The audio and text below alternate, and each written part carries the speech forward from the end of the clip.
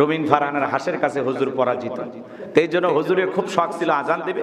একজন আলেম মানুষ, আমরাও দোয়া করছিলাম যেন উনি বিজয় লাভ করে, কিন্তু আসলে পারেন নাই, ম্যাডামের কাছে পরাজিত হয়ে গেছেন। তবে এক হুজুর খুব শখ করেছিল আজান দেবে, সে হুজুরটা যেতে পারলো না।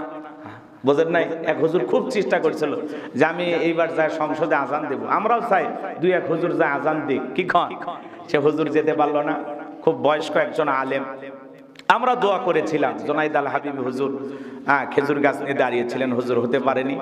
রবিন ফারহানের হাসের কাছে হুজুর পরাজিত। এই জন্য হুজুরের খুব শখ ছিল আজান দেবে। একজন আলেম মানুষ, আমরাও দোয়া করছিলাম যেন উনি বিজয় লাভ করে, কিন্তু আসলে পারেন নাই, ম্যাডামের কাছে পরাজিত হয়ে গেছেন। চরমনায়ের পীর সাহেব উনি হতে পারেন নাই, উনি হতাশাগ্রস্ত, উনি হতে পারেন নাই। তবে উনি হলে ভালো হইতো, আলহামদুলিল্লাহ। এভাবে আলেম ওলামা যাবে, এটা আমাদের চাওয়া। আল্লামা মামুনুল হক উনিও যাবেন, এটা আমাদের চাওয়া। এখন পর্যন্ত এটা একটু এলোমেলো হয়ে আছে, আল্লাহ জানে ফয়সালা হয়ে যাবে। তো আমরা এতটুকু চাই, আলেম ওলামা যদি যায়, দুই চারজন আলেম ওলামা থাকলে অন্তত সেখানে ভালো কিছু কথা উপস্থাপন করা, ইসলাম আলাদের পক্ষে, এদেশের যেহেতু 95% মুসলমান, তাদের প্রতিনিধিত্ব করার জন্য দুই চারজন আলেম যদি থাকে, আলহামদুলিল্লাহ, সেখানে তাহলে ইসলামের বিরুদ্ধে কেউ কিছু করতে পারবে না। অন্তত আলেম ওলামারা বাধা দেওয়ার চেষ্টা করবে। আরে দেশের জনগণ কখনো ইসলামের বিরুদ্ধে কেউ কিছু করলে এটা মেনে নেয় না। আল্লাহ রাব্বুল আলামিন বলেন, ইয়া আইয়ুহাল্লাযীনা আমানুত্তাকুল্লাহ, হে ঈমানদারগণ আমি আল্লাহকে ভয় করো, হাক্কা তুকাতিহি, ভয় করার মতো ভয় করো। তাকওয়া মানে আল্লাহর ভয়, খোদা ভীতি। কিভাবে আল্লাহকে ভয় করবেন? যে ব্যক্তি রমজান মাস পাইছে কিন্তু সিয়াম পালন না করে, আল্লাহর এমন গোলাম আছে সিয়াম পালন না করে, এমন আল্লাহর বান্দা আছে যে সিয়াম পালন করে না। দিনের বেলায় প্রকাশ্যে খাবার খাইতে লজ্জা লাগে, এই জন্য এমন মুসলমান আছে দিনের বেলায় বাজার হাটে খাবার খাইতেছে কিন্তু হোটেলের সামনে পর্দা টাঙায়া। আজকেও দেখবেন হোটেলের সামনে কোনো পর্দা নাই, কালকেও পর্দা পাবেন না। কিন্তু যখনই পবিত্র রমজান মাস শুরু হয়ে যায়, প্রত্যেকটা হোটেল ব্যবসায়ী হোটেলের সামনে কালো বোরকার মতো পর্দা ঝোলায়া দেয়।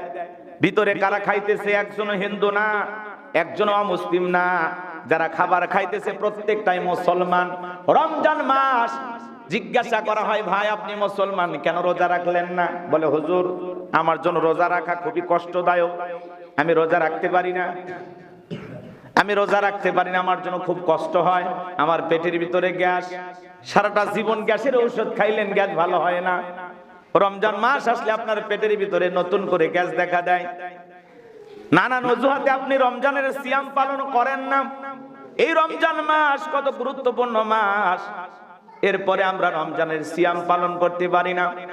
আবু সাঈদ খুদরি রাদিয়াল্লাহু তাআলা বর্ণিত, তিনি বলেন আমি রাসূল করিম সাল্লাল্লাহু আলাইহি সাল্লামকে বলতে শুনেছি, যেই লোক একদিন আল্লাহর পথে রোজা রাখবে, আল্লাহ রাব্বুল আলামিন তার মুখমণ্ডলকে জাহান্নামের হইতে 70 বছর দূরে সরিয়ে রাখবেন। বলুন সুবহানাল্লাহ। একদিন রোজা রাখলে আল্লাহ রাব্বুল আলামিনকে খুশি করার জন্য, আল্লাহর পথে কোন বান্দা যদি একদিন রোজা পালন করে, একদিন সিয়াম পালন করে, তাহলে জাহান্নামের আগুন থেকে আল্লাহ রাব্বুল আলামিন তাকে 70 বছর দূরে সরিয়ে রাখবেন। আজকে মুসলমান সেই রোজা ভালো লাগে না। আপনি হোটেলে পর্দা টাঙায় খাইতেছেন, জিজ্ঞাসা করা হলে ভাই আপনি কেন রোজা নাই? বলে হুজুর আল্লাহর থেকে ভয় করি না, আপনার থেকে ভয় করে কোনো লাভ নাই, আমি সিয়াম পালন করি না, আমি রোজা থাকতে পারি না। প্রকাশ্যে খাবার খাইতেছে। রমজান মাসে একটা হিন্দু পর্যন্ত মুসলমানের সামনে সিগারেট খাইতে গেলে হাজারবার চিন্তা করে। কথা বলেন, আছে না নাই? একজন অমুসলিম হিন্দু সে রোজা নাই, কিন্তু একজন মুসলমানের সামনে সিগারেট খাইতে গেলে চিন্তা করে যে ভাই আমি তো রোজা নাই, ঠিক আছে আমি হিন্দু, কিন্তু আপনি সিয়াম পালন করতেছেন, আপনার সামনে কেমনে সিগারেটটা খায়? একজন অমুসলিম রোজাদারের সামনে সিগারেট খাইতে গিয়ে কি হয়? চিন্তা করে, সংসদ মানে নিজেকে কন্ট্রোল করে, চিন্তা করে যে একজন মুসলমান রোজাদার, আমি তার সামনে কেমনি সিগারেট খাই? একজন অমুসলিম রোজাদারকে নিয়ে চিন্তা করে। আর আমরা এমন মুসলমান হইয়া হোটেলে বসে খাবার খাইতেছি, বাড়িতে খাবার খাইতেছি, হেলাই খেলায় রমজানের রোজাগুলো চলে যায়, আপনি একটা রোজাও রাখতে পারলেন না। আপনি একদিনও আল্লাহর সন্তুষ্টি অর্জনের আশায় একটি রোজা আপনার পক্ষে রাখা সম্ভব হলো না। এমন মুসলমান 30-40 বছর বয়স হয়ে গেছে, ঠিক মতো সিয়াম প্রত্যেক বছরে ঠিকঠাক ভাবে আদায় করতে পারে না, রাখতে পারে না রোজা। রোজা তার কাছে বোঝা মনে হয়। নাম রমজান আলী কিন্তু রোজা রাখে না, এরকম মুসলমান আছে না নাই? নামটা ভালো। 12টা মাসের মধ্যে রমজান আসলে এমনও মুসলমান আছে রমজান আসলে বিরক্ত বোধ করে, কবে যে শেষ হবে হুজুর, কয়টা রোজা গেল হুজুর, কয়টা গেল ভাই, রমজানে কয়দিন চলতেছে, মানে এমন ঠেলাঠেলি শুরু করে দেয় যে কেমনি দিনগুলো শেষ হয়। আর যারা ইমানদার নেককার খাঁটি মুমিন ওদের কাছে কষ্ট লাগে, আরে এই তো রমজানের 10 দিন চলে গেল, এই যে 15 দিন চলে গেল, তারা আফসোস করে। আর আগামী রমজান পাবো কিনা, আল্লাহ দেবে কিনা, এই আফসোস তারা করে যে আল্লাহ আগামী রমজান পর্যন্ত বাঁচবো কিনা। আর যারা বেরোজাদা এরা ঠেলে ঠেলে রমজানকে পার করে দিতে চায়। ওই জন্য তো আগে বললাম যে বড় শিকল দিয়া শয়তানকে আল্লাহ বন্দী রাখলেও আপনার মনের যে শয়তানি, আপনার চাল চলনে ওঠা বসাই যে শয়তানি, যে ধোঁকাবাজি, সেই সিটারি বাটপারি আপনার ভিতরে ঢুকে গেছে, এটাতে আল্লাহ শিকল দিয়ে বাঁধতে পারবেন না। এটা আপনাকে বন্ধ করতে হবে, নিজের নফসকে ওইভাবে আপনাকে কন্ট্রোল করতে হবে। কথা বোঝেন নাই? নিজের ভিতরটাকে ওইভাবে কন্ট্রোল করতে হবে। কিন্তু আমরা যদি নিজের নফসের শয়তানি বন্ধ না করতে পারি, নিজেকে কন্ট্রোল না করতে পারি ভাই, তাহলে যত বড়ই শয়তানকে আল্লাহ তাআলা শিকল দিয়ে বন্দী করুক না কেন, আপনার আমার ভিতরে পরিবর্তন হবে না। কথা কি কষ্ট পাচ্ছেন? তাহলে রমজানের প্রস্তুতি নেওয়ার দরকার আছে না নাই? কি কি প্রস্তুতি নিব আমরা? বেশি করে ছোলা বুট কিনে রাখবো, হ্যাঁ, বেশি করে বাজার দ্রব্য কিনে রাখবো, মাছ গোস্ত কিনে ফ্রিজ ভরাবো, এটার নাম রমজানের প্রস্তুতি না। রমজানের প্রস্তুতি নিতে হবে আপনাকে আমাকে, সিদ্ধান্ত আজ থেকে নেওয়া লাগবে। আল্লাহর কাছে এই ওয়াদা করেন, এই নিয়ত করেন, পরিশুদ্ধ একটা নিয়ত করেন যে আল্লাহ প্রথম দিন থেকে আমি সিয়াম শুরু করব। আল্লাহ তুমি যদি আমাকে হায়াত দাও, আমার দ্বারা একটি রোজাও যেন কাজা না হয়, একটি রোজাও যেন নষ্ট না হয়।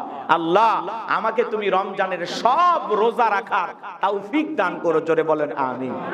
1 নাম্বার নিয়তটাকে সহি করেন যে রমজানের 30টি রোজা অথবা 29টি রোজা আমি যেন রাখতে পারি। 1 নাম্বার সিয়াম সাধনার এই রমজান মাসে নিয়ম করেন আমি যেন প্রত্যেকটি সিয়াম সঠিকভাবে আল্লাহর সন্তুষ্টি অর্জনের আশায় পালন করতে পারি। আর সিয়াম পালন করতে গিয়ে মিথ্যা বলবো না। কি বলবো না? মিথ্যা বলবো না।